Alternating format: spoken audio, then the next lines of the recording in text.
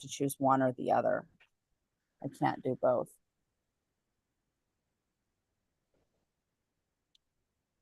All the fun things. We have people coming in today.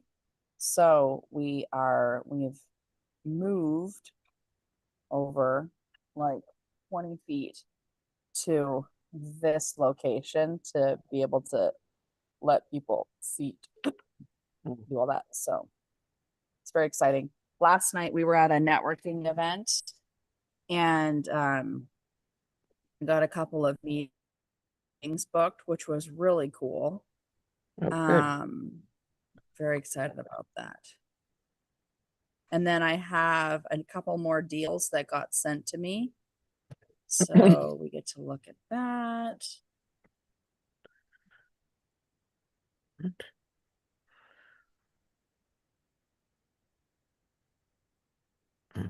Okay, I can't look at this right now. Sorry, gentlemen. Oh, let me actually, maybe I can, hold on. So many lessons from that interaction yesterday. So I'm excited to have Tommy go over all this.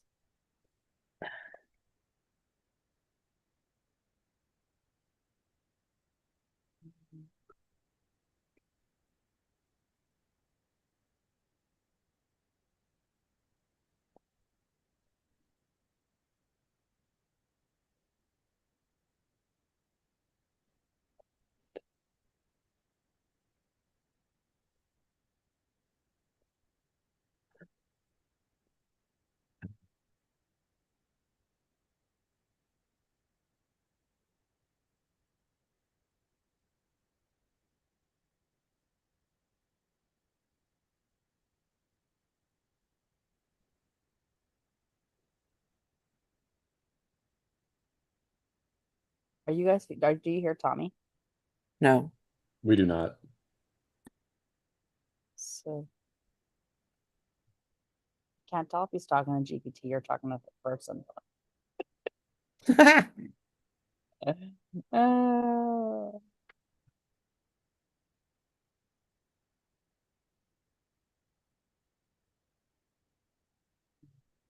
Yes, it looks like it's working.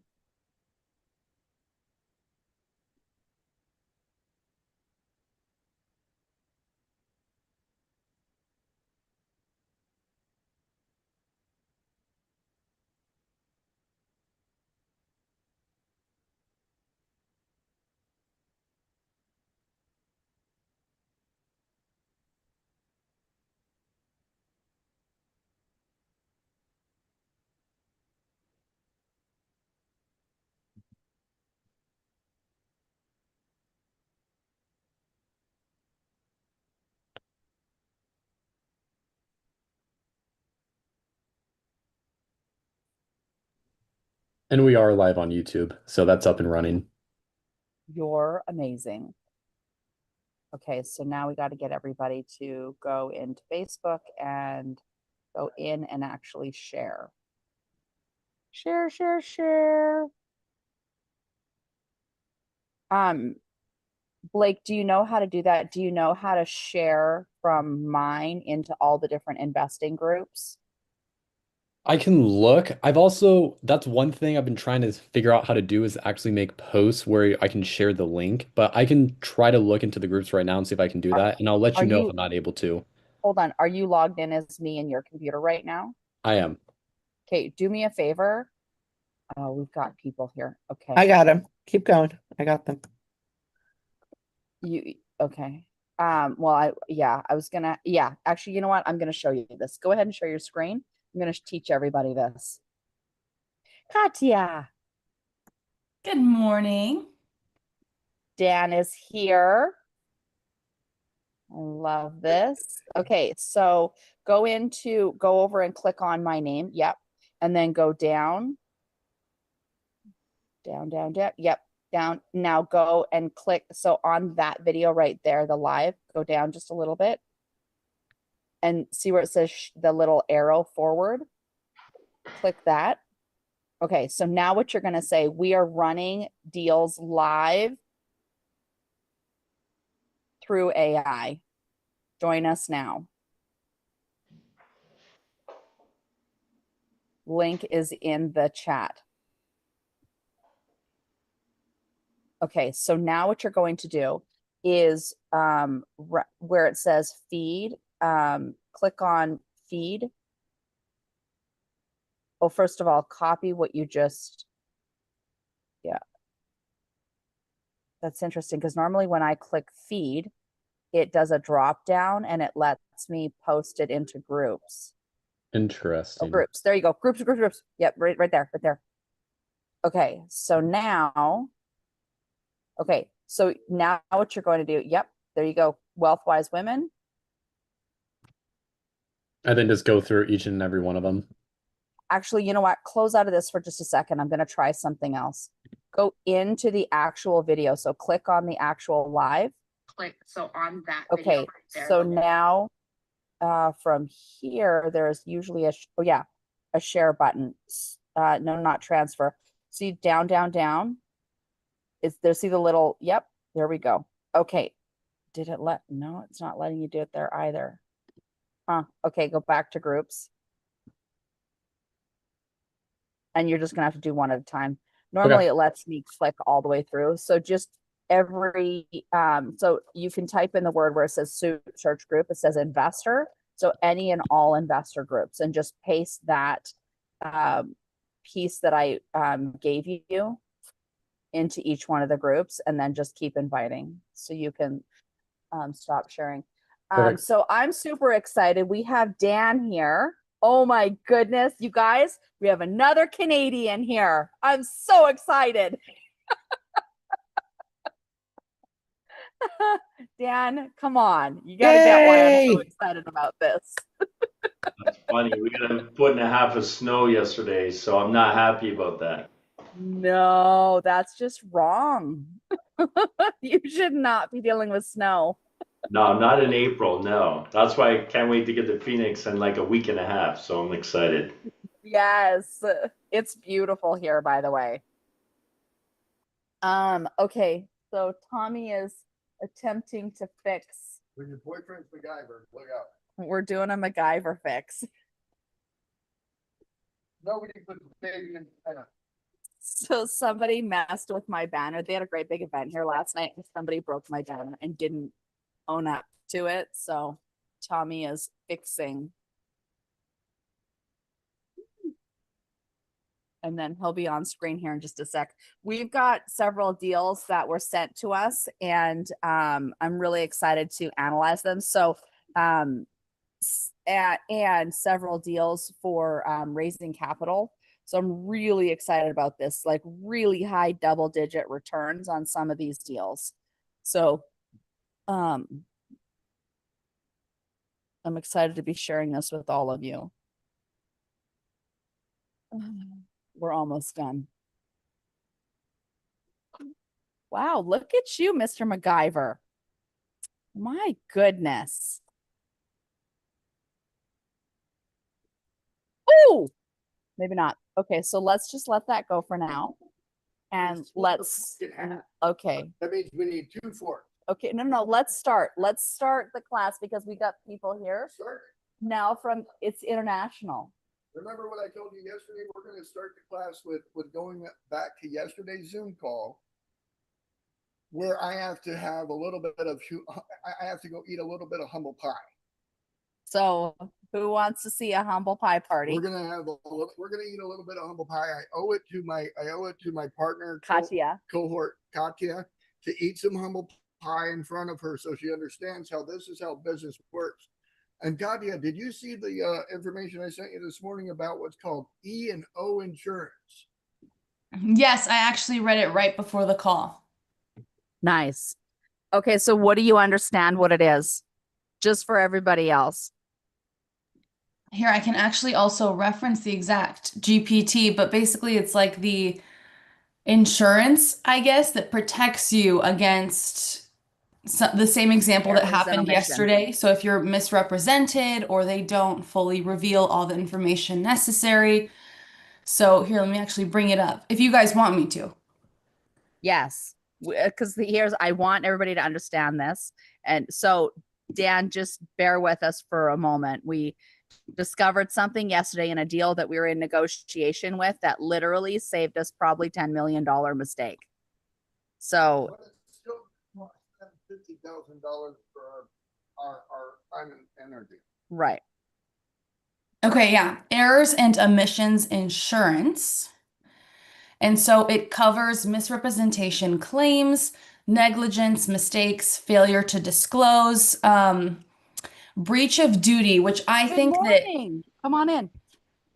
Keep going, You're Katya. gonna have a Oh, seat sorry. on the I chair. think that when I look at it, it seems like we were in a breach of duty kind of area because theoretically he's like, hey, you have all the documents, but he never once mentioned anything. Yeah, and he was representing both parties. That So was he the, Okay. remember, had- it goes back to the beginning when we talked about who's he representing, us, them, or both? And Yeah. they never clarified that, right? Yeah. So that's against the client's best interest. Yep. And Correct. I was thinking about it yesterday, and could that have been the reason why they didn't want to have equity in the deal? Because they knew that it, 100%. Huh? Do you want to have So- equity in a dirty deal? yeah, no. Oh, hell no. You want somebody else to fix that. So now it's kind of clicking because option C and option B were basically the same timelines, except option C was, way more money. And all he had to do was kind of be in it with us a little bit, but now I know why he didn't choose that option. So with Right. E&O, you can cover the legal fees, settlements, and judgments, and it includes the claims even if you did nothing wrong. Keeps your brokerage and operation financially intact. So it covers attorney fees, settlement payout, court costs. Does not cover fraud, criminal acts, property damage, There's no known issues you deliberately hid. And so here's the general cost structure. And then here's an action plan. I don't know if Tommy wanted me to follow that for today, or just leave it, but that's about it. But good to No, know. that's it. I mean, just an update about, like what happened? What happened was that these guys represented us. They said that here's the first issue. They offered it at full price. They said the number one reason why the property didn't close was because of COVID. They at no time ever mentioned a sinkhole, which we discovered. Because remember, I told you the building cracked in half and was going into a hole, right? Yep. And so that's a sinkhole. And so it has geotechnical issues, and it was a used car. Like we asked what they used it for before. Oh, it just had these cool little buildings.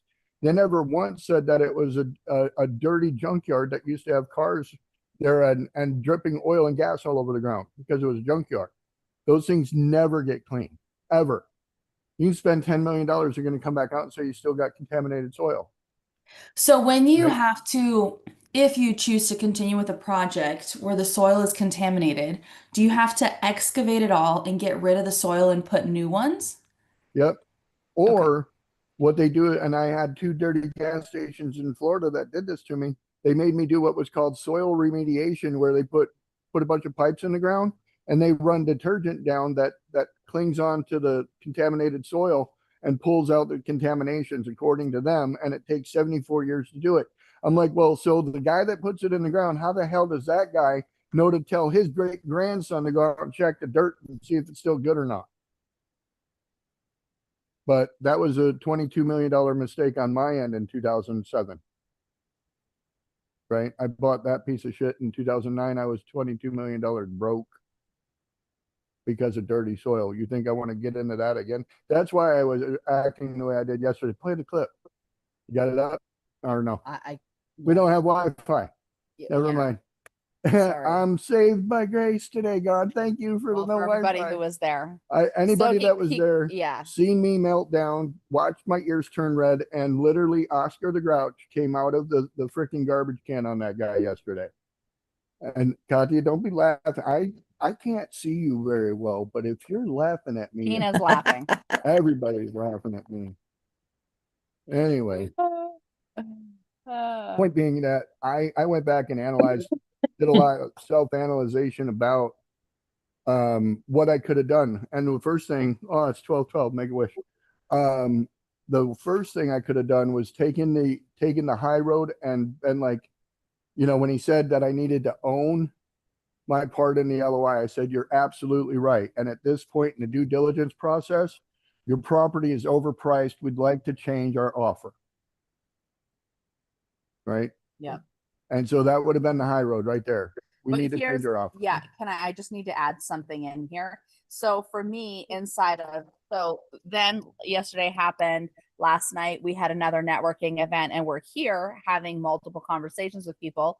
And I always love to like look at, like, get the no with a happy heart because God's got a bigger yes.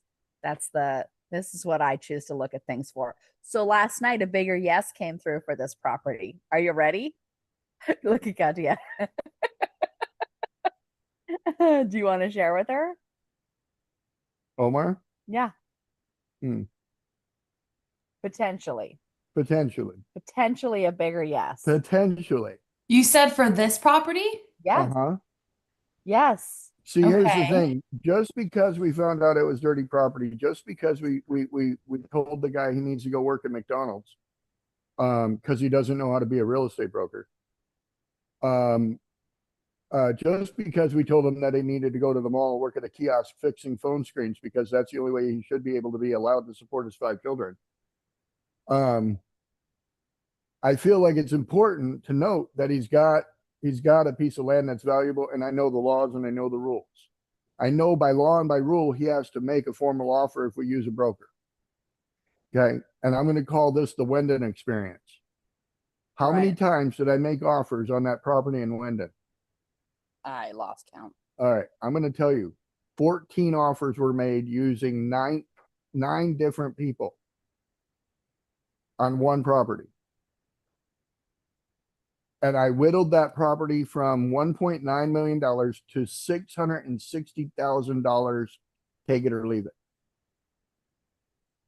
And I ended up having to leave it because there was no legal way I could buy it. Right. Like, it legally could not be purchased, period. But it took nine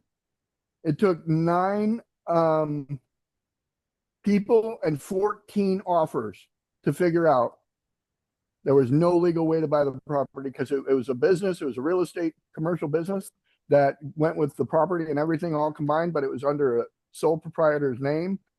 Not even an LLC. No LLC. It was Mm. attached. All the things were attached to a personal social security number. No taxes for 100% untaxable property. Like, it was like 100% next to impossible to do anything with it at all, ever, period. Like, the only fix to that was to basically get it for $10, do all the work to get it all figured out, and then give her whatever it was worth on that day. But then there was the the liquor and Oh alcohol yeah, license that all the couldn't be like, transferred. There was like, a lease to the post office, and I'm just trying to make you feel better here, Katya. There was a lease to the post office. There was a liquor license. There was 7 businesses. There was a personal residence. There was a gas station with dirty dirt. Okay. And I know what to do with dirty dirt. So I was ready for that one. But she disclosed it, right? It took like the 3rd or 4th person to figure that one out. That we were but it covered on was that the one. 14th that we finally figured out there was no even no legal. But yeah, by the time we found out all the things that we had to find out, like, we were already at an offer of 660,000. Cash, go away. We'll assume all risk at 660,000, and we still couldn't do it. So, end of the day, what we learned from Tommy's meltdown yesterday was that, first of all, God works through me on evil people. We're going to guarantee that. So if you're evil, you will catch the wrath of God somehow through me. I don't know why. He's given me the ability to save lives, and nobody complained when I was doing that. Okay. Oh my goodness. Like, nobody was like, "Oh, you should probably not do that, Tommy. You know, God, you're playing God right now." No, I'm not. I'm doing what he told me to do. Right. So if I bring your ass back, you can better believe he's giving me the ability to take your ass out. Oh my gosh. Right. So Okay. Ellen needs to have another offer made from another entity with full knowledge now Listen to this. of being able to go in there and negotiate appropriately and say, hey, listen, we know the property's future value is based on multifamily, but we cannot buy it at that rate, knowing that there's been a used car lot here. It'll never be able to have housing on it ever, period. End of discussion. No matter if you do 10 million or $100 million worth of dirt excavation, they'll never let you build a multifamily housing there, period. And the sinkhole, strike two, never going to happen. So with that in mind, your property's worth $500,000 an acre times 5.589 acres makes our offer somewhere around $2.5 million.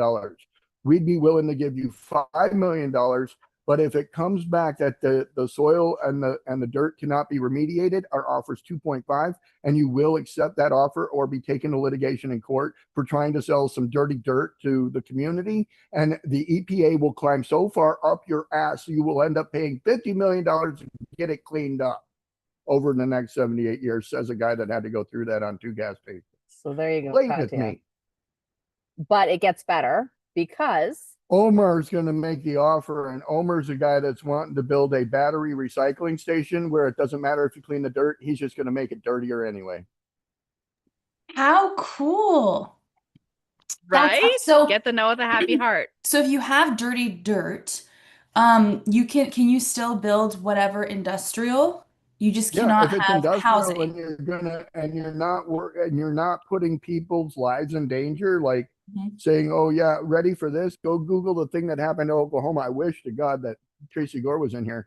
Yeah. But somebody built a subdivision on an old oil field, and they're called zombie wells. One of the zombie wells came back to life and came right up through the bottom of somebody's $430,000 mansion house, and is now just dumping oil all over their first floor where their kids and dogs and Oh, animals used to play. wow. And they can't live there And anymore. they can't live there no more because now this zombie well's puking up into the bottom of their house. And it's coming up through the foundation into the house. Wow. So, yeah. So that right there is an E&O. Those people have got to go back and try to sue the E&O insurance to get errors and omissions. Oops. By the way, we've got a genius in the house. Alyssa is here. Whoop, whoop. So Alyssa is in the private jet industry. Anybody want private jets other than me? Me. Okay, I think we got quite a few of your client avatars in here. The guy down here in the red shirt, though, he needs like a private jet fleet. So So that's Roman. And Dan is actually up in Canada. Super excited to have him here. yep. He's the one. So here's what I love about Dan. He is a who that knows how in my world to have all my Canadian investors be able to come and invest in all our deals. Whoop, whoop. So I'm really excited about this. You've been a mortgage broker, right? Yeah, I've been licensed mortgage broker, only dealing with real estate investors for 26 years. So if you got a deal, I can finance it. That's the thing. And in Canada, this is a really big thing. Like he is like talk about a 1%er. Yeah, he's very, very rare that he actually knows how to do it and has been doing it this long.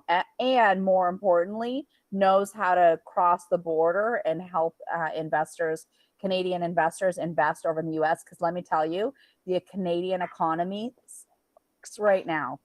All the Canadians are looking for how to get into investments in the US because we're crushing it and they're not. So again, capitalism, socialism, that's a whole other thing that class that Catherine will do. And again, this is stuff Canadians can say that white people from America can't. So like, I know, eh? hey, but Balake, don't ever talk like that. Do you understand? Okay. You're from California, bro. You might have a pass though. If you dye one side of your head pink, you might be able to talk like that. Oh goodness. Okay. Okay. So what are we drawing here on the So board? what we're doing is we're gonna let's talk to Dan And really investors quick, then. if anybody has any deals that they're ready to run, let I'm me running know, one right now. and we're gonna bring you up. We're running one right now. Blake got a response from So Blake, you're on deck. that Sounds good. industrial property down there. Right? Didn't we? Blake, Blake. Come in, somebody's talking Balake. to you. No, I'm here and I'm listening. Sorry, I got a Did you, call can going you on hear right me? now. I can hear you you. can- You can hear me. Yes, You got an email from the 9 acre property down there, right? correct. I saw it yesterday. Right. And so I want to address that and what we're going to talk about, because we've got the wonderful young lady from the jet company. We're going to talk about fractional ownership. And in the jet industry, that's a big thing, isn't it? Right. So Blake found an industrial piece of property that's down in Phoenix, and it's one big piece of property. How many? 9 acres, right? 9.8.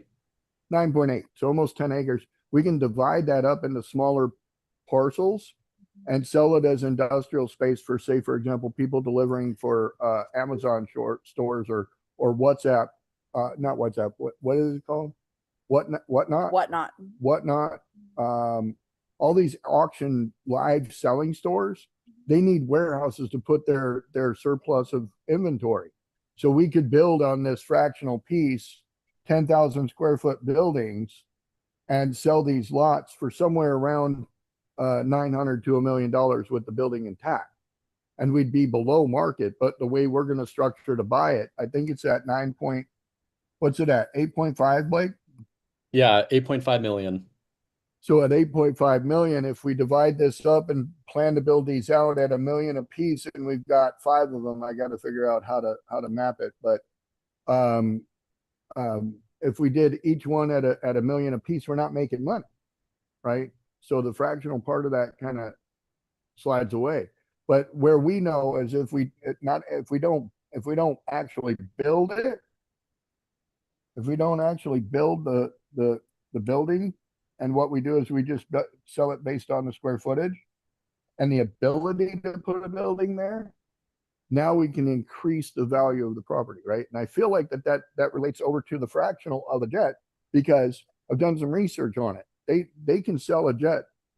I think, let's see, it's going to be a really piss poor example of a jet, but if you made this into let's just say 10 pieces, that jet into 10 pieces, you're probably looking at getting somebody to invest about $2.8 million a piece, because the jet costs $28 million, right? And so to just cut it and break it even, that's where you would be at.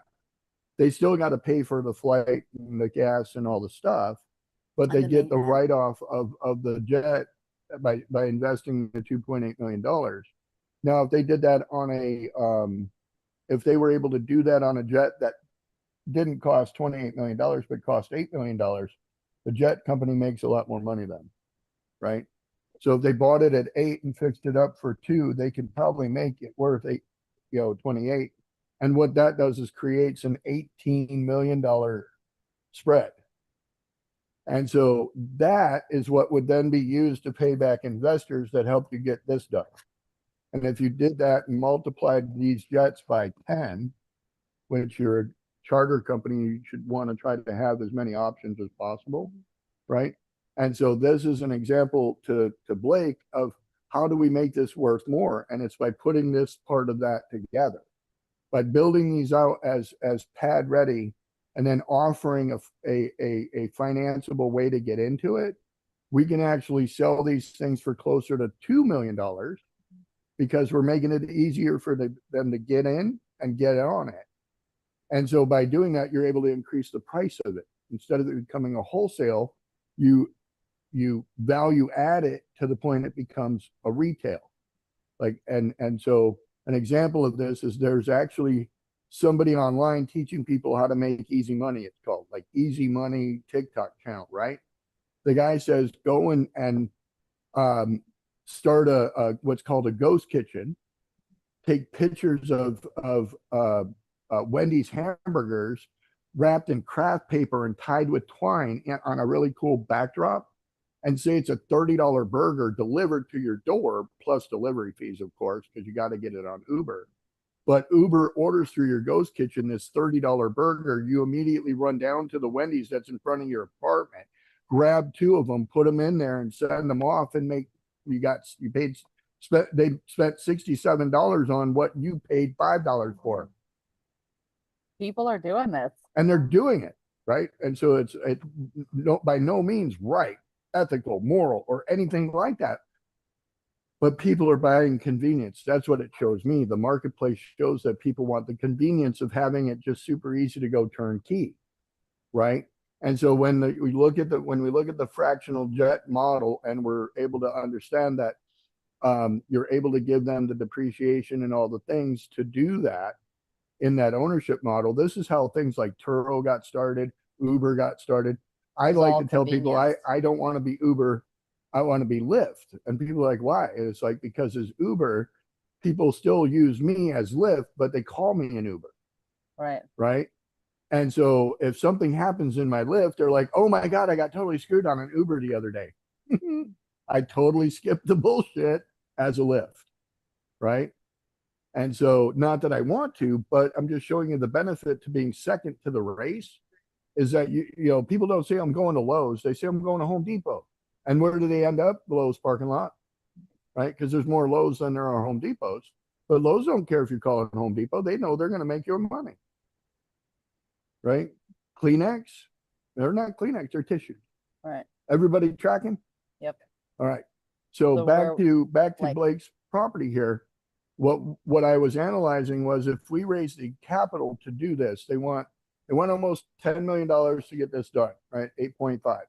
If we can work a deal with them to give us some leeway on it, because to my understanding, what I read was that this is a private equity fund that owns it, and they need to exit it so they can, They're shutting down their fund. right, their fund is closing is what it's called. Yeah. So we're going to go in and do they're not looking to get a recapture. What we would do is we're going to do a little bit of research to find out how much they originally paid and what they would recapture or capital gain on. Right. So here's how you become strategic in your offer. Find out what they paid for it. And how you do that is you go and ask Deal Hunter. I can't run Deal Hunter today, Blake. So you got to You get, can. you got to get, No, I can pull it up. No, Blake can pull it up and we can run it off his. Blake, can you share your screen? but I'm going to give him a list of homework. So I'd rather just let him do this and bring it back Monday. Got it. Okay. But you're going to find out how much they originally paid for it. You're going to find out what the process is to doing the subdivision and doing it down to 1.2 acre lots. Because we're gonna make sure that we're able to facilitate enough space there where we can build a 10,000 square foot building on a 47,000 square foot lot, and there's plenty of room for parking and all that stuff. But these are going to be industrial flex spaces, and we can raise the capital for it. And this is what I wanted you to do next was, I need you to go on free estimates and say, we're going to be doing a subdivided split here. I think it's 8 lots.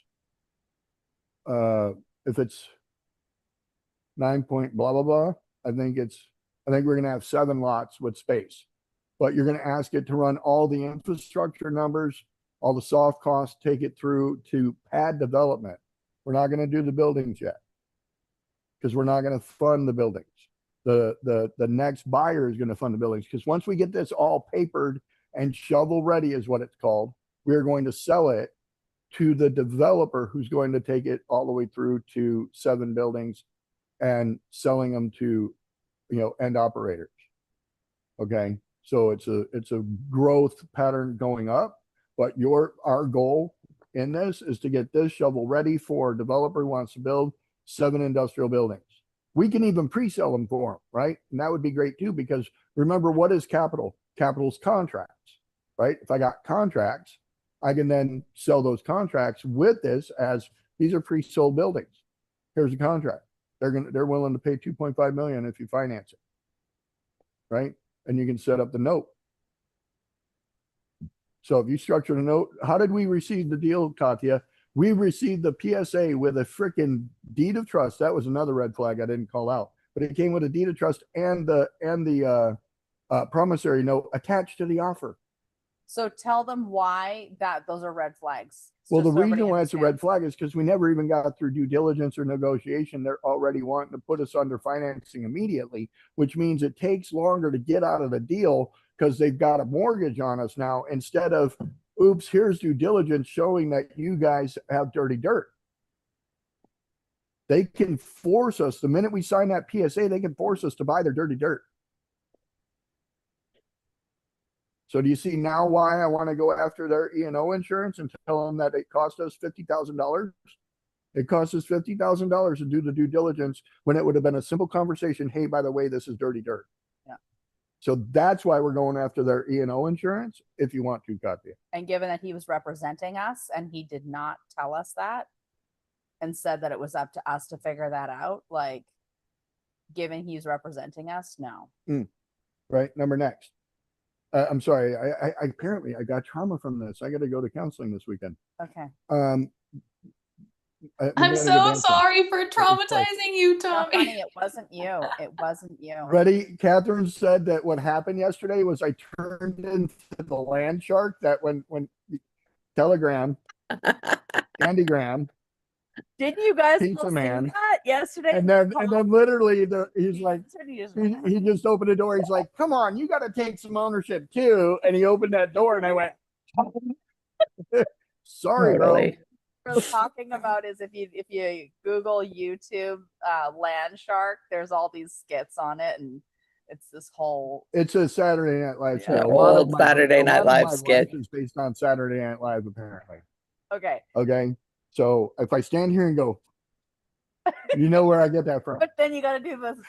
You know where I get it from. Oh my God. All right, all right, all right. superstar. All right, anyway. Okay, so are we done with this? We're gonna deal? get On shut the down next? again. We got shut down the other day because we showed that clip. No more showing land shark clips. Okay. Anyway, Blake, your homework is as accordingly. Did you You catch it got all? it, Blake? I Any have it questions? all. I'll get it done.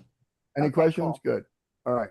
So So- Monday you'll come back with that done, and then we'll do the rest. Roman's got some news. Oh, Roman. Okay, what's the news, Roman? What happened this morning with the we run ads on Facebook for septic tanks. We And clean we up the started- shit, basically. Literally. So our septic tank company got our construction company we just launched got our first contract today to go down and do an inspection. So Look at he you. pulled like I sent them the lead. I was like, here, get this thing signed up. They came in through him. He ran free estimates on it and sent them the lead back and said, all right, you're looking at $35,000 fix. And they're like, oh my God, can you come down and make sure it's not going to cost any more? He's like, yep, $1,500 for an inspection. We'll come check it out. Nice. Because we don't run free estimates. Right, You pay us. right. So we're going down today this afternoon after 2:00. I'm going to go down and look at the site and take pictures of it, feed it back to free estimates and say, clarify what's this going to cost to do. Nice. Right. And so we're running a construction company using AI. Good job, you guys. Right. And so that technology now can be transferred out to every industry. So we can literally white label now and raise capital for an AI based platform that helps contractors quit wasting time and energy on free estimates. Right. Right. Cool. Yes. So this is proof of concept, 100% work. Are you listening up there, Canadian investors? Bring that money down here so we can show you all how to be efficient in getting jobs done. Lower the What do you cost of want to show them construction, with AI? right? Lower the cost of construction, lower the time of getting things done, lower the risk of not getting your job done. We're even, and for the contractors, we're lowering the risk of not getting paid. A lot of contractors will skip out on jobs because they're afraid you're not going to be able to afford it or pay it. Right. Right? I can't tell you how many jobs I went ahead and did knowing full well they didn't have the 50 grand to finish. And I did it anyway. And I went in the whole 20 grand doing it. And I did it because I refused to let my name be on a job that was never finished. Right. I always finish what I start, but there's not many contractors out there that do it because they're afraid of like they won't spend their own money to do it. Right. Right. And so That's if we why. had a system, what I call the system we've come up with, Roman and I, is called, it's called electronic document management, an EDM system. And what we do is we create this blockchain system so that homeowners and contractors can have literally a blockchain experience on their project. The homeowner's guaranteed to get the work done, contractors guaranteed to get paid. It lowers the tension and all the bullshit by 20-30%. And it makes everything come out faster, easier, better. because these two variables are eliminated through just a document management system. So, And it also secures the Yeah. you know, with the prospectus client, you know, that we cut down the losses of them taking the work somewhere else or taking your estimate, taking it somewhere else, which is fine, but you're gonna pay for an estimate. Here's the estimate. You know, like we did on that framing job the other day, that they didn't have an estimator. It's like, well, I'll do the estimate for you, and I can either get you on a monthly plan or I can do it per job, however you want to do it. And that's the fabulous part of using AI with the free estimates part. But other than that, too, we got a couple other news with the municipalities, and but I'll let you know, Tommy take over and go over whatever conversation. I think, is it Omar? Was that the person that was going to be introducing or going we're over trying to, some yeah, so government? that goes back to Katya's deal, which we talked Mm. about. I don't know if you jumped in, but Omer wants to build out a Right. battery recycling plant, right? And Yeah. he's thinking that it's the equipment alone is going to be somewhere around like 2 million, 2.5 million. So with the site that Katya had, we know it's dirty site. We can go down and make that offer at 2.5 million and tell them, you know, that will go to 5 million if they will carry the other 2.5. But if they just want a flat cash offer, we're only offering $4 million. We know they will. We already know they'll take 4 million, right, Katya? Yes, but so they'll still be able to, they'll still be willing to do the deal. No, not with us. No, no, With no. So Omer. it We're would gonna- be with yeah. See the, that? what's The his name, battery Omar? recycling guy. So hold Yes, on. okay. Let me back up Okay. like 6 duck steps. The OnlyFans model from Mexico down there, Roman, Oh, God. he's going to step in now as the guy making the next offer on the property. Right. Okay, And so I he's gonna understand. we're gonna wait about 3 or 4 weeks. And then Roman's gonna pop in and say, hey, I'm interested in this property for an industrial use. And they'll be like, oh, we want to do multifamily. Roman's gonna be like, oh, that's great, but I've already done the research and I know that this site is actually contaminated because it's listed on the EPA that way. So we're gonna make an offer based on it being industrial. Are you willing to take an offer back to your client, or should I get my broker to make a formal offer that you legally have to present to your client? And I'm going to actually ask that you give receipt of it to us so we can make sure you actually gave it. Okay, I understand. Gotcha. Right. So then Omer and Roman, Roman is Golden Globe Wholesalers. And so Golden Globe Wholesalers is going to make that offer. Omer is going to work with us as Titan Impact Group. You're going to remain the sponsor on it and help Omer get into that property as the battery recycling operator. Okay. So what we can do is actually tie those two brokers, because they're going to want to know what we're doing. We can tell them, you have to sign an NDA to find out. Because at the end of the day, like putting a battery recycling plant right there, nobody can tell us no. Like the city can't stop us. The zoning is 100% approved for it. And this can include any type of like lithium, any kind of mineral based battery, right? Correct. And these are all lithium based batteries. And having one here in Phoenix is 100% makes 1000% sense.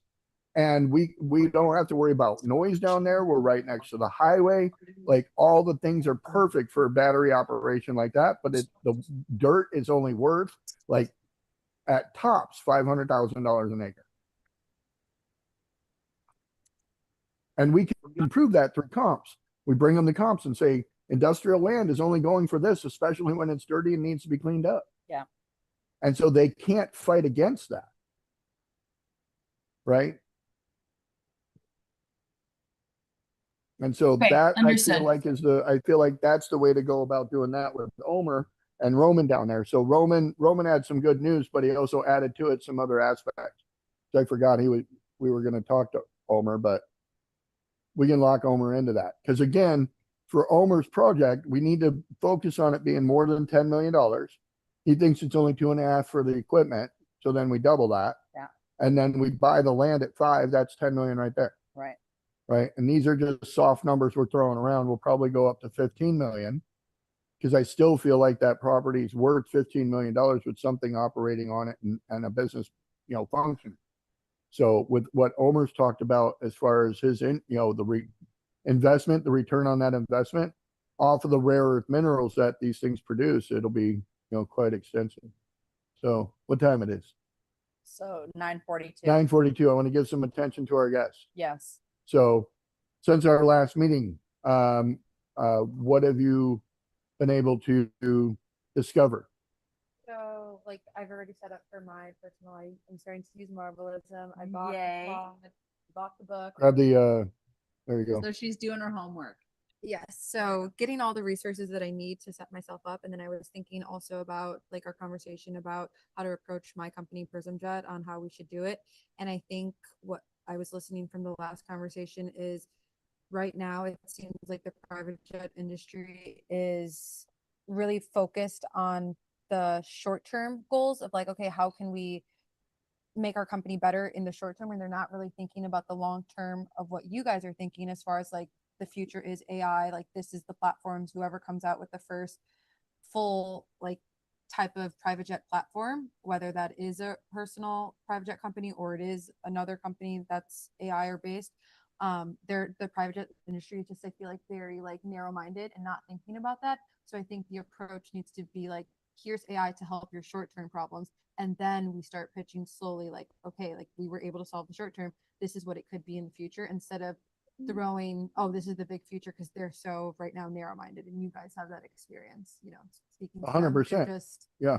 So I mean, this, I know that any software currently operating is more than 2 years old. yeah, Nobody has integrated AI. Like Marvelism is interactively working with us on our schedules and plans. So to my mind, it's like, how is it possible that AI cannot improve the current system based on the fact that it's running off of just a programmed software instead of it being a live interactive algorithm, right? And so I know, like, for example, the complexity of running commercial airlines and all of that. Do you really think that American Airlines or United Airlines hasn't figured out how to shuffle flights to make money?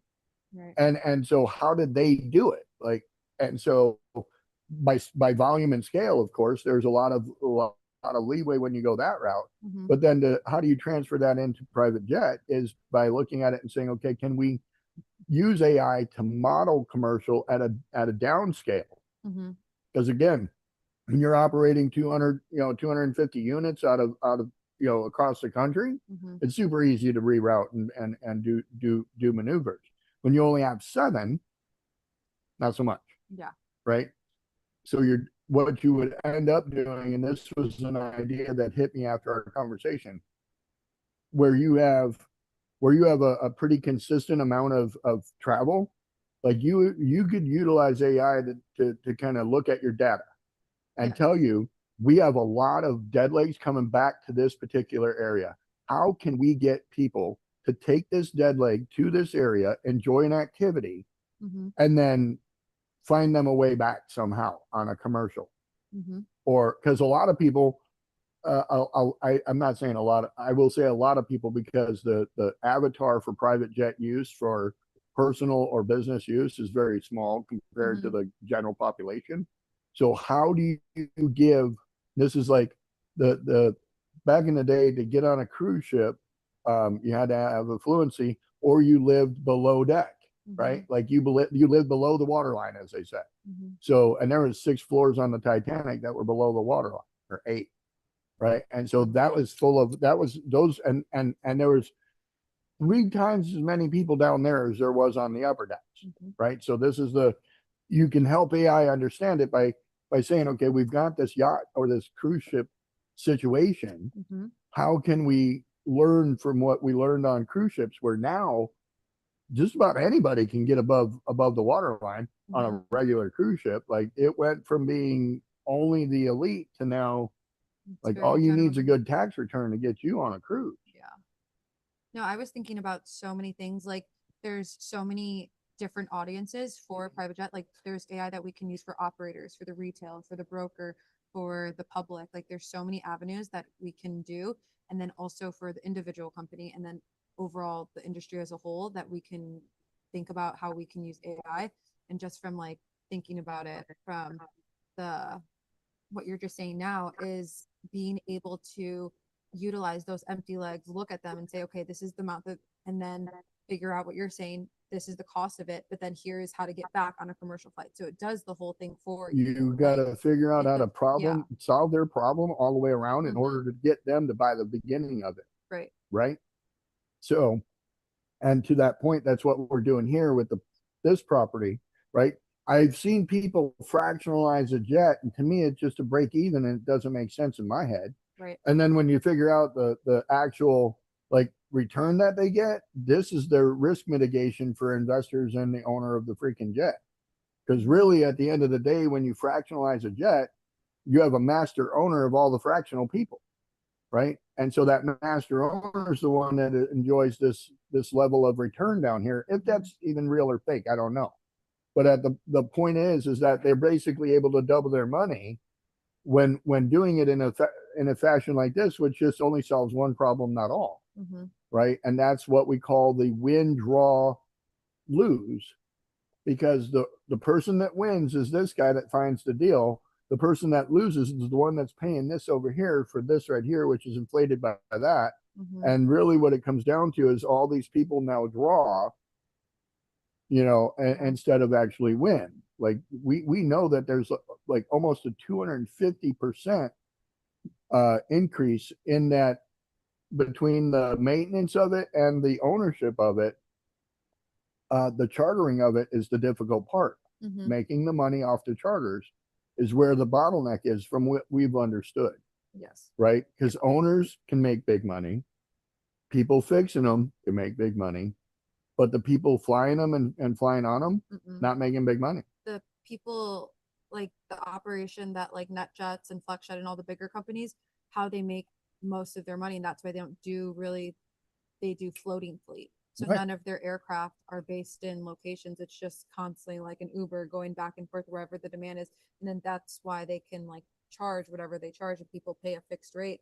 And that fixed rate, the memberships or the rate that people are paying is so inflated, but they think, oh, well, I can fly anywhere. So it's like figuring out like how to apply that to. So again, that goes back to the platform. Instead of trying to figure out how to own 250 airplanes, it's figuring out how to have fractional participation through a platform Mhm. with 2,500 airplanes. Right. Yeah. And so you can do that by fixing or solving a problem like we did with free estimates. If we can white label this out to every contractor across the country, because we're basically advertising you're going to get guaranteed paid if you finish a job. Like Mhm. just finish the job, we'll guarantee your pay. Don't abandon it. You abandon it, you lose your money, and we're going to take money from you Mhm. because we'll have connection to their bank account that will siphon money off their bank account. We'll put a lien on them, right? Because we're going to protect them with the owners that they're going to get paid. Yeah. Owners the same way. So what I'm doing is solving that little problem right there, which makes me a multi-million-dollar company, Mhm. right? Just because I solved this one little problem with a platform or a software or a system. So, and the system is in that direction. So, what time we got? 9:50. All right, cool. We got some time. Does anybody in the crowd have any questions for Alyssa? Right? I do. I do. Can you hear me? Yes. No, we can't speak up. Are you in the bathroom? No. So Go ahead. Speak up. the only reason I'm kind of just my mindset kind of going around, is there a specific target audience that the jet company is willing to either open up, or they just want to focus on certain target audience as a client? So what I'm noticing an opportunity for the clients is, so there's the individual person who does the personal travel as far as like really high net worth individuals is like what most people think of people who fly private, but where I'm seeing the opportunity is construction companies. I'm seeing medical companies who need to fly several employees, where it's just so chaotic to try to manage so many employees flying commercial. And so Yeah. companies are starting to look at private jet travel as far as like for convenience and ease and just peace of mind. So that's kind of the strategy that I'm trying to approach for the retail side of clients on private jets. Okay. The only reason I'm asking this is I just wanted to see based on, what the company has been working with and the capacity of weight they can actually carry is being, again, I'm from in a border town, so I'm always thinking logistics, right? What can come in and out, import and export. And the reason why the Mesa Gateway kind of increased in their their size and the way they were doing this is because now they're coming in as a freight, kind of like a freight line. So instead of having to stop in Nogales over there by the Mexican border, and looking at all the imports and exports that are coming out, this is a direct flight and it's already fully inspected when they land into Mesa, and then they do the distribution. So I'm thinking that could be either an annexation or a kind of a similar strategy to approach it. Because again, they're expanding the port of entry that's already been open here where I'm at, and the import and export business is a huge, extremely huge business, which can cut down a lot of the costs and the speed of, bringing in the produce, or you name it, everything that needs to be brought over. So I don't know if that could be another possibility of probably approaching this business model, because it's more realistic because you have already a certain projection from all these international companies. Instead of having to look for a client, these guys are basically going to be lining up for you to say, hey, can you be delivering? And if you look at it, how Uber kind of took it to the next approach where they're doing the freight lines now with the semi trucks, right? They're doing Uber freight lines. This could be another source that can also be, kind of added into this space of this world. And again, the reason why they're doing this is because they see the potential of the freight lines, instead of having to secure, a driver, a third freight company that sometimes they don't have. And I'd rather, secure my freight, my load, and I'm taking it, they're cross country, whatever they're going to go. Then that's how they're actually operating the business part of it. And I think this can be a good potential to do it more on the logistics side instead of regular, clients. If there's potential to do it during clients, I think that kind of be a smaller, niche that they're gonna kind of be working at. But I see it more. I don't know. That's just me speaking. I don't know the full details, but it could be another source of, of great income coming in, and that people are going to be wanting to kind of jump on this and do kind of like a freight, of a logistics jet plane company, to speed up. That's a really good point. There's just like, again, taking the strategy and approach to pitch that to private jet companies, because right now, like just from my experience of like the company that I work at, they really just want to focus, and they're so like pigeonholed, or like they're so narrow-minded to like say, oh, we only want to adhere or like listen to, like, we only want to have luxury rich people fly on our planes. That's why our planes are nicer. That's why but there is so much opportunity to just, buy a plane where you can, use that strategy and use it for free. And so here goes the question, if you don't mind. Do all your flights have cleaning crews that come in and totally detail these planes out right after every flight? Yes. Do they feel like that the rich people are cleaner than poor people? Yes. Okay. So I would love it if you would take them back a study that shows rich people are 100% sloppier than poor people, because poor people get on that plane and they literally will just sit with their hands in their lap, look around like they don't belong there. Right. Right. More often than not. Right. And the study of that can be done in a way they can make money proving that. So to your point, and Roman, thank you for the questions. To your point, this is what I think they're missing out on. Like you mentioned some things and I listened to it, but these are the avatars that you could literally use to schedule on the dead legs. So the first one, like Roman said, find out what goods are in that area that need to come this way. Right? You're not even putting any people on the plane. You get there, they unload, you literally have a supplier of, let's just say, raw milk. Okay, that needs to go from one spot to another, and that raw milk can then be loaded on the plane ship. When they get wherever they're going, they unload it, and then it goes into maintenance. Done. So you could actually load goods. I Mhm, only use raw milk because it was something that I seen on my feed, but it could be documents, mhm, right? You could courier documents, you could courier, like say there's a big golf event. They're all flying on that plane. They spend a lot of money to get their clubs on the plane with their baggage. If you mhm. took everybody's clubs on the plane and brought it to the local airport and dropped them off there, then they got off the plane in Phoenix, came to Scottsdale, picked them up and left. Mhm.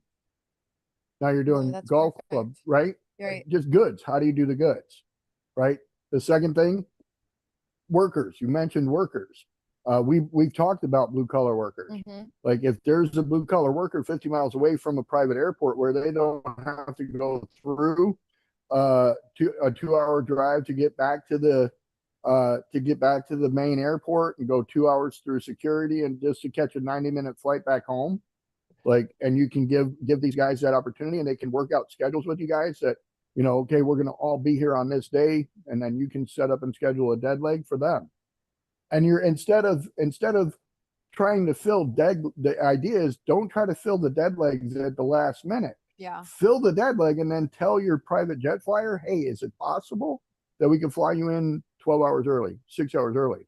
Ask them to be movable Mhm. because I guarantee you those people, us, right? If we're like, well, we want to get there at 6, but if you tell us we can travel for This X a amount. little bit less, because if we can save $2,500 on our trip to travel 6 hours earlier, hell yeah, because you're trying to cater the dead leg to one of these people. That's where it makes sense, Mhm, right? So the medical workers, doctors, nurses, all that stuff. Find the local hospital where you're always flying to.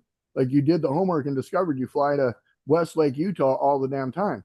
Go to Westlake, Utah, and you say, hey, anybody living here, go back to Phoenix, working here, go back to Phoenix, and find those people. And all those people that live in Phoenix that need to come back to Phoenix, you say, hey, these are the days we're posting our dead legs. If you want to go back to Phoenix, jump on board, mhm, right? And it's kind of like catching a plane ticket or a train ticket, out of town real quick, mhm. right?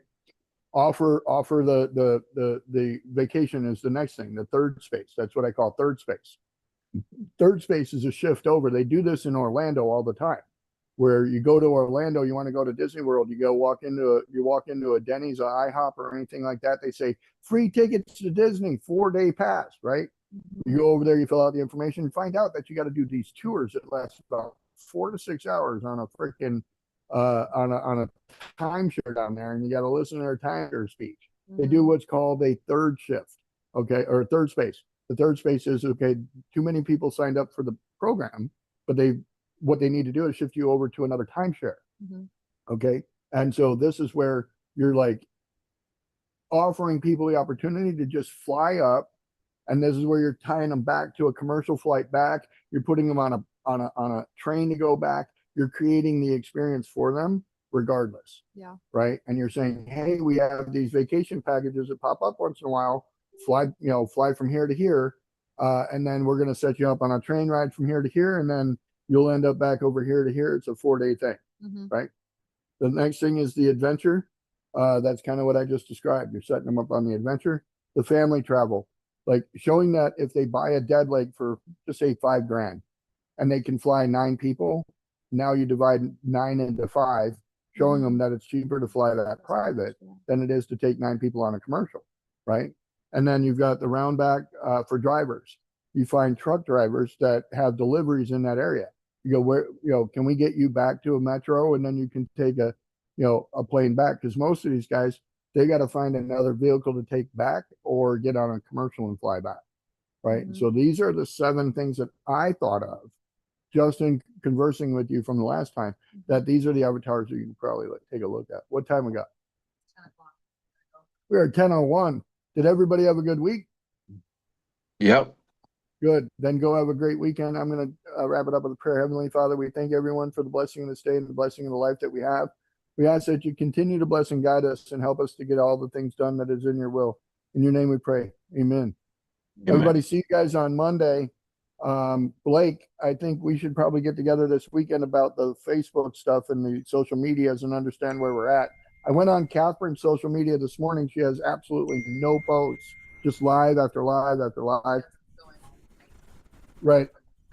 Titan's getting all the love right now. So we want to start making sure that Catherine's page is getting love too. What is wrong with this So thing? thank you everybody thank you for coming. Damn it. You guys bring your deals on Monday and we're gonna keep rolling through them. We've got more to do. We've got several meetings today that. On mute. Did you mute it? Oh. Sorry, the microphone. So I just said, Dan, thank you for coming. Thank you all for coming. And Monday, make sure you bring your deals because we're going to run more. We've got meetings we're going into this weekend. We're going to be able to run those with you on Monday and show you all the fun things we discovered on how to add more commas to bank accounts. So have an amazing weekend and can't wait